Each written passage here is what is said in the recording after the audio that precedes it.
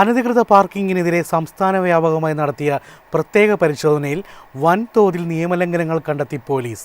ഒരാഴ്ചയ്ക്കിടെ മാത്രം 23,771 വാഹനങ്ങളിൽ നിന്നും 62 ലക്ഷത്തോളം രൂപ പിഴ ഈടാക്കിയതായി traffic and road safety management വിഭാഗം അറിയിച്ചു. സംസ്ഥാനത്ത് അനധികൃത പാർക്കിംഗ് തടയുന്നതിനായി ജനുവരി 7 മുതൽ 13 വരെ നടത്തിയ പ്രത്യേക പരിശോധനയിൽ 23,771 വാഹനങ്ങളുടെ നിയമലംഘനങ്ങളാണ് പോലീസ് കണ്ടെത്തിയത്. ഇതിലൂടെ 61,86,650 രൂപ പിഴയായി ഈടാക്കി. സംസ്ഥാന പാതകളിൽ 7,872 വാഹനങ്ങളും ദേശീയപാതകളിൽ 6,852 വാഹനങ്ങളും മറ്റു പാതകളിൽ 9,047 വാഹനങ്ങളും നിയമലംഘനം നടത്തിയതായി കണ്ടെത്തി.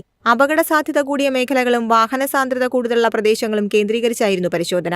പ്രധാന ജംഗ്ഷനുകളിലും സർവീസ് റോഡുകളിലും പരിശോധന ശക്തമാക്കി. റോഡ് യാത്ര കൂടുതൽ സുരക്ഷിതമാക്കുക, ഗതാഗത തടസ്സം കുറയ്ക്കുക, റോഡപകടങ്ങൾ നിയന്ത്രിക്കുക എന്നീ ലക്ഷ്യങ്ങളോടെയാണ് നടപടി. Traffic and road safety management IG S Kaliraj Mahesh കുമാറിന്റെ നിർദ്ദേശപ്രകാരമാണ് പരിശോധനകൾ നടത്തിയത്. ട്രാഫിക് നോർത്ത്, സൗത്ത് സോൺ SP-മാരുടെ മേൽനോട്ടത്തിൽ ജില്ലാ ട്രാഫിക് നോഡൽ ഓഫീസർമാരുടെ സഹകരണത്തോടെയായിരുന്നു നടപടി.